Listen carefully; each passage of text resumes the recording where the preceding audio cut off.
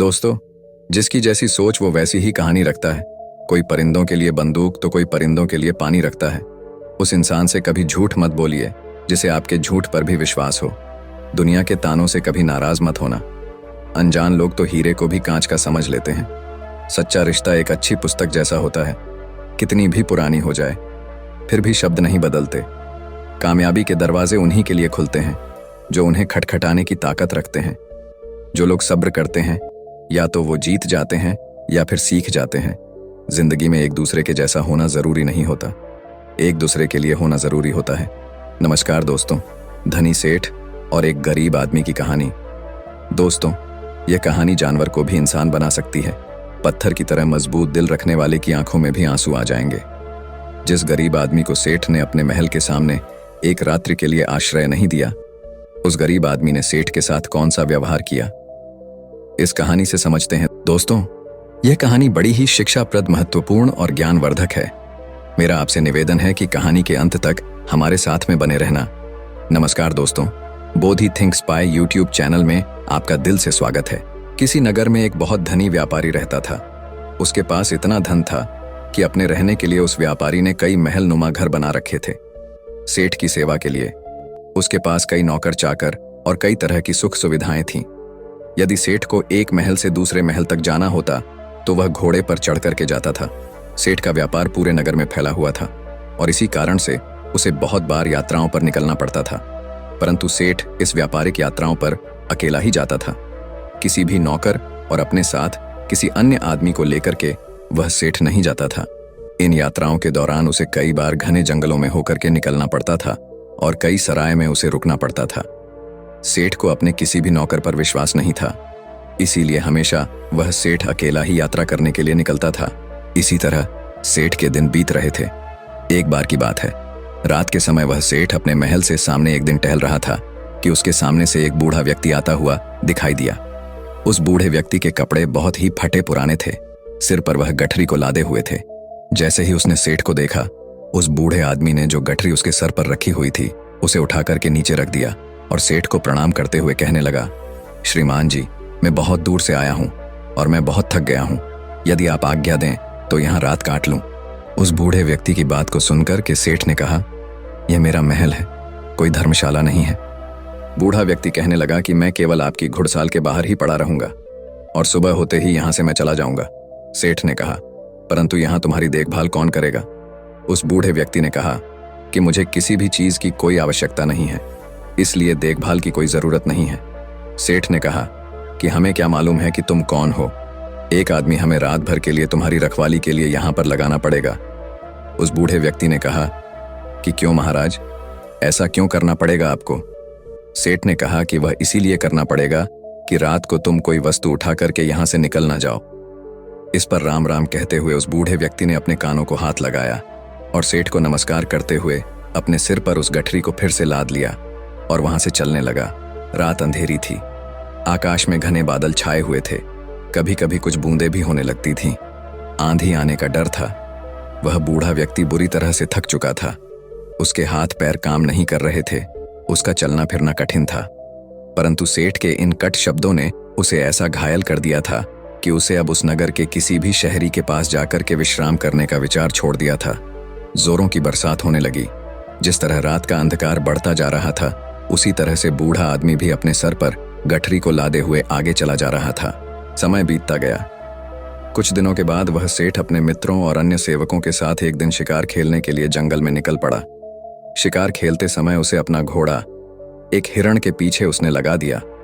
बहुत ही प्रयत्न करने के बाद वह उसके हाथ ना लगा और इसी दौड़ में वह सेठ अपने साथियों से आगे निकल चुका था।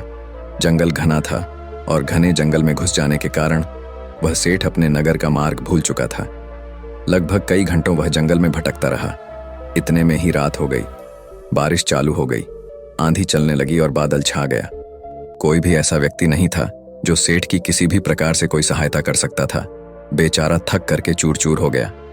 जब उसे कोई रास्ता नजर नहीं आया तो वह एक वृक्ष के नीचे बैठ गया। आंधी इतनी जोरों से बढ़ने लगी कि जंगल के जो वृक्ष थे वह सब टूट टूट करके गिरने लगे। आंधी के कारण अंधेरा बढ़ने लगा। हाथ को हाथ नहीं दिखाई दे रहा था।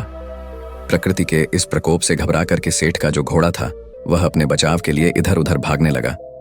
घोड़े का मालिक इतना थक चुका था कि उसे होश नहीं था। थोड़ी देर के बाद आंधी जब कुछ कम पड़, थोड़ी थोड़ी बरसात होने से चारों ओर जो फैली हुई धुल थी वह बैठ चुकी थी। आकाश को साफ हो गया था। तब सेठ ने देखा कि उसका घोड़ा उससे वहां से जुदा हो चुका है। उस सेठ ने उस घोड़े को 2000 रुपए देकर के खरीदा था और उस घोड़े से बहुत ही प्यार करता था। उसे पालने में उसने किसी तरह की कोई कसर नहीं छोड़ी थी। अब तो सेठ को घर पहुंचने की कोई भी उम्मीद नहीं थी। कहते कि सवेरा होने के आसपास रात का अंधकार बहुत बढ़ जाता है और इसी तरह आशा और सूर्य की किरणों के पहुंचने से पहले निराशा और दुख का अंधेरा भी बहुत अधिक हो जाता है। बहुत अधिक दुखी और निराश हो जाने पर उस सेठ को दूर से एक व्यक्ति आता हुआ दिखाई दिया। पहले तो उस व्यक्ति को देख करके वह सेठ सहम गया। कहीं यह कोई व्यक्ति चोर या डाकू ना हो जो उसे आकर के उसे लूट ले। परंतु जब उस व्यक्ति ने सेठ के पास आकर के नमस्कार करते हुए अपने होठों की मुस्कान से सेठ के हृदय को निर्मल कर दिया, सेठ को बड़ी उम्मीद दिखाई दी। उसे आशा का प्रकाश दिखाई देने लगा। हंसते हुए उस व्यक्ति ने सेठ से कहा, आप इतने क्यों घबराते हैं? साथियों के बिछड़ने से, राह भटकने से और किसी की सहायता ना मिलने से कहते हुए सेठ ने अपनी सारी जो कहानी थी उस व्यक्ति को सुना दी। उस व्यक्ति ने जब सेठ की कहानी सुनी तो उसको सेठ पर दया आ गई और वह सेठ को लेकर के अपनी झोपड़ी में चला गया।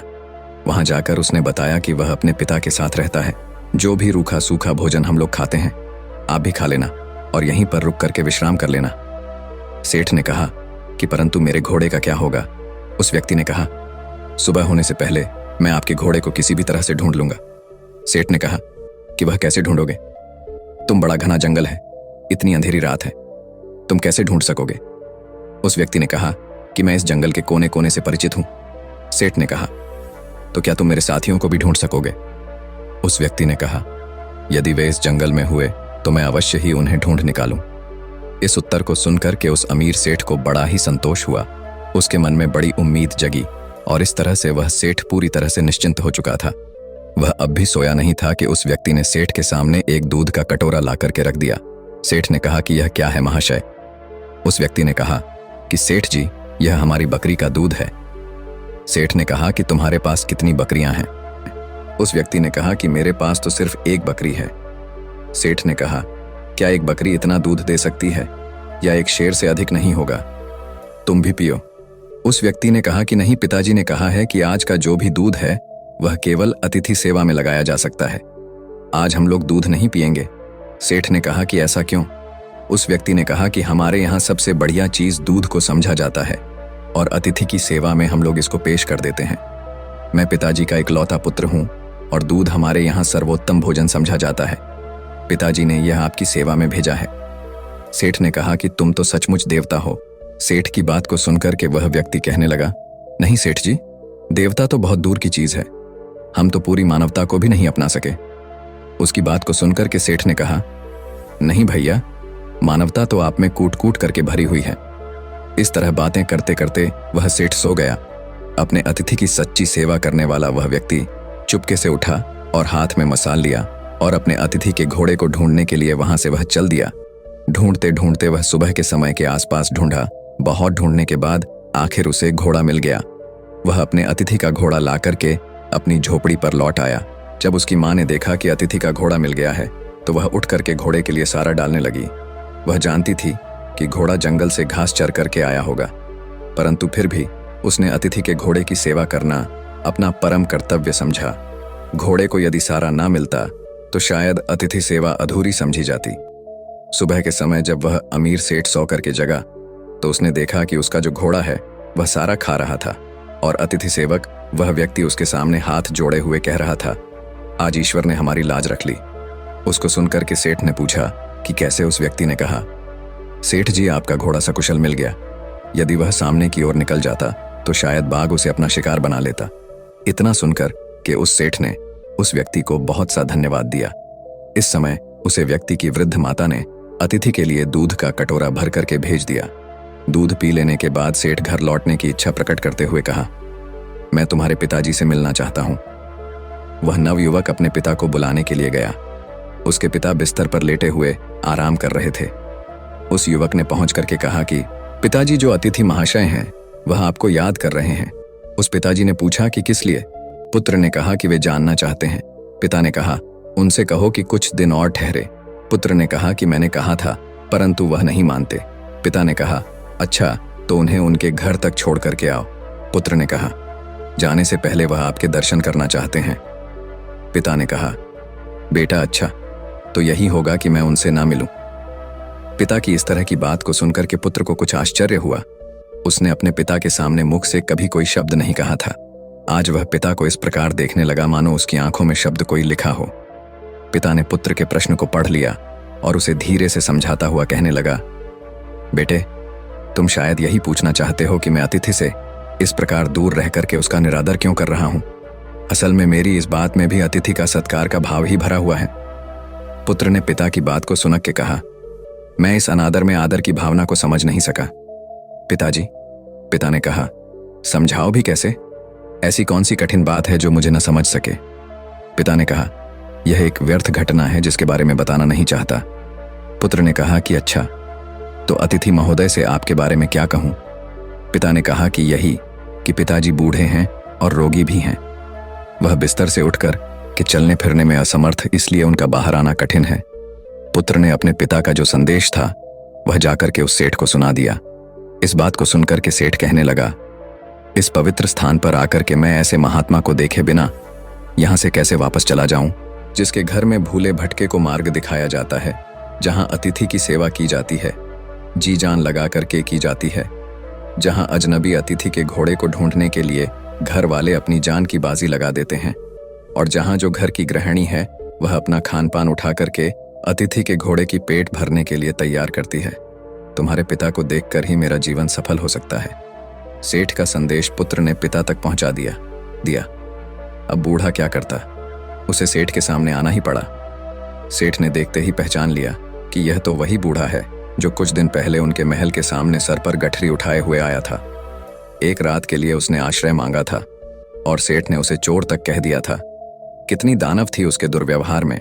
इस वृद्ध के पुत्र ने अपनी मानवता का परिचय देकर के उस सेठ के हृदय को बिल्कुल बदल दिया था। अमीर सेठ हाथ जोड़ करके खड़ा हो गया और अपने दुर्व्यवहार के लिए उस बूढ़े व्यक्ति से क्षमा याचना करने लगा। बूढ़े व्यक्ति ने कहा, आपकी ओर से क्षमा याचना का प्रश्न ही पैदा नहीं होता है, क्योंकि मैं बाहर आकर के आपको उस पुरानी घटना की याद नहीं दिलाना चाहता था। आपके आग्रह को मैं टाल नहीं सका, इसीलिए मुझे यहाँ आना पड़ा। इससे शायद आपको बड़ा दुख हुआ हो, अतः मुझे आपसे क्षमा मांगनी चाहिए। सेठ ने कहा, कितना ऊंचा है आपका व्यक्तित्व। इतना कह करके वह अमीर सेठ उस वृद्ध के चरणों में गिर पड़ा। उसके नेत्रों से पश्चाताप के आंसू झर रहे थे। उसके होंठ फड़फड़ा रहे थे, मानो वह यही कह रहे हों कि इस बूढ़े की झोपड़ी महलों से भी ऊंची है, क्योंकि जहां मानवता का निवास है। इसके बाद उस सेठ को सुरक्षित वह सेठ अपने घर में लौट आया। इस घटना के बाद उस सेठ का हृदय परिवर्तन हो गया। जहां कठोर हृदय वाला वह सेठ था, उसे किसी पर विश्वास और दया की भावना उसके मन में नहीं होती थी। वही सेठ बिल्कुल बदल चुका था। अब वह दीन और दुखियों की सेवा करता और उसके द्वार पर आने वाले जो भी अतिथि थे उनका पूरा स्वागत सत्कार करने लगा। सेठ का पूरा परिवर्तन हो चुका था। जो पत्थर दिल सेठ था वह पूरी तरह से पिघल चुका था। दोस्तों, ये कहानी आपको कैसी लगी है, एक प्यारा सा कमेंट करके जरूर बताना। और यदि वीडियो आपको पसंद आया है, अच्छा लगा है, तो इस वीडियो को लाइक शेयर करके चैनल को सब्सक्राइब जरूर कर देना।